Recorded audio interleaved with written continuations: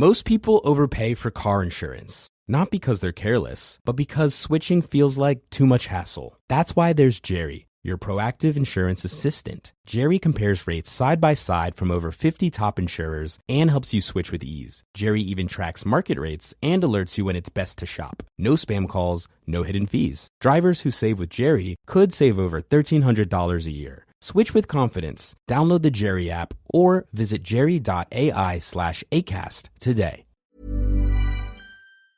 Bonjour, ici Patrick Pierrat, éditeur d'InfoBref. Voici l'essentiel des nouvelles en ce lundi 1er décembre.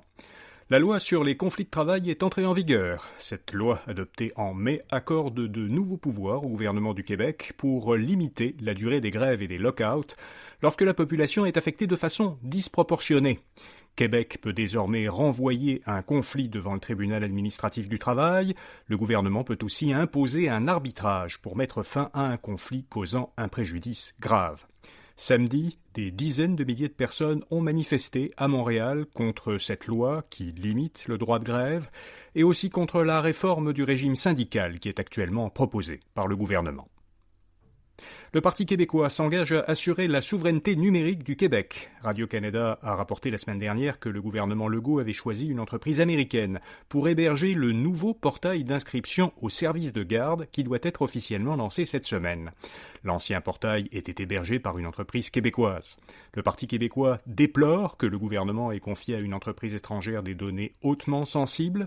Les péquistes proposent de légiférer pour protéger la sécurité des données sensibles et de choisir des entreprises québécoises pour leur hébergement.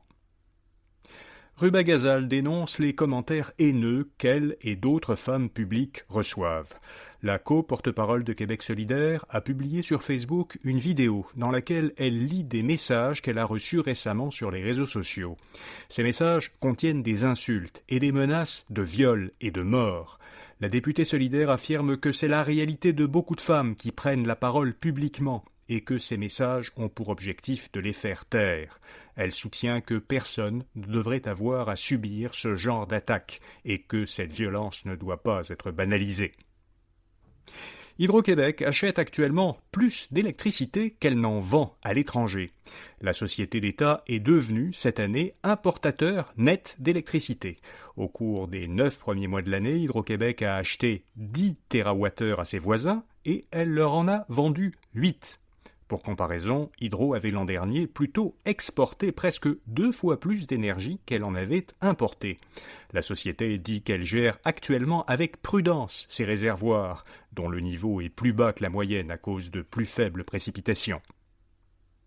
Le Canada a bien évité une récession cette année. Après une baisse de 0,5% au deuxième trimestre, le produit intérieur brut canadien a augmenté de 0,6% au troisième trimestre.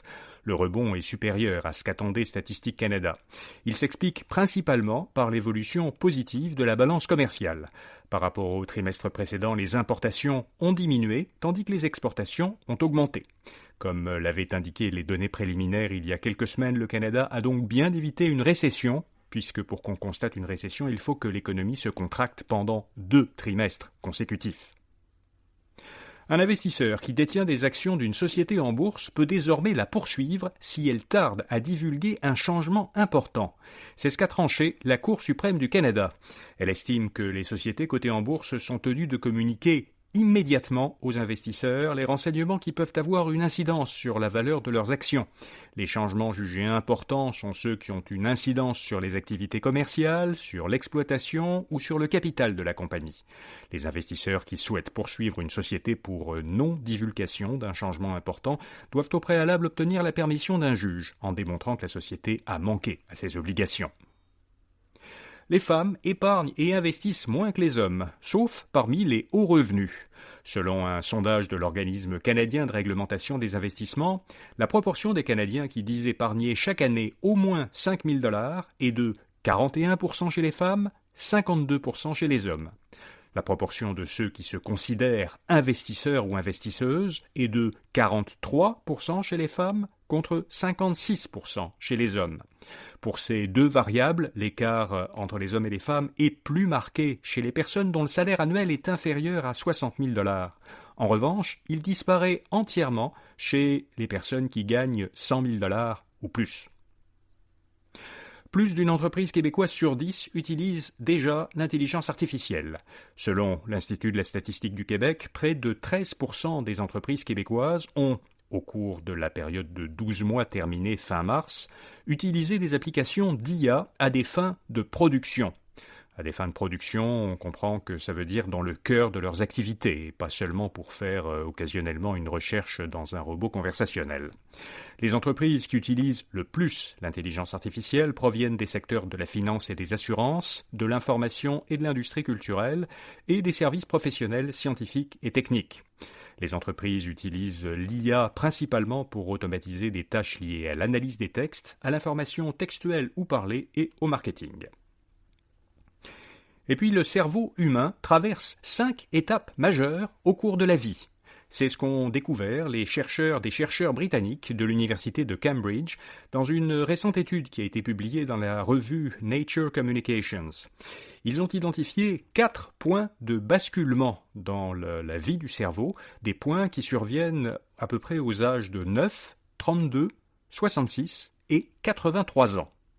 En comparant les images par résonance magnétique de 3800 personnes, ils estiment que, du point de vue du cerveau, l'enfance prend fin à l'âge de 9 ans, l'adolescence dure jusqu'à 32 ans, donc pas mal plus tard qu'on aurait pu le penser. Donc 32 ans est l'âge où le cerveau est le plus développé et le plus actif. L'âge adulte, de 32 à 66 ans. Le cerveau commence à vieillir à partir de 66 ans et le vieillissement avancé débute à partir de 83 ans. Voilà, vous savez l'essentiel. Bonne journée et à demain matin. Parles-tu français? ¿Hablas español? Parli italiano? If you've used Babbel, you would. Babbel's conversation-based technique teaches you useful words and phrases to get you speaking quickly about the things you actually talk about in the real world. With lessons handcrafted by over 200 language experts and voiced by real native speakers, Babbel is like having a private tutor in your pocket.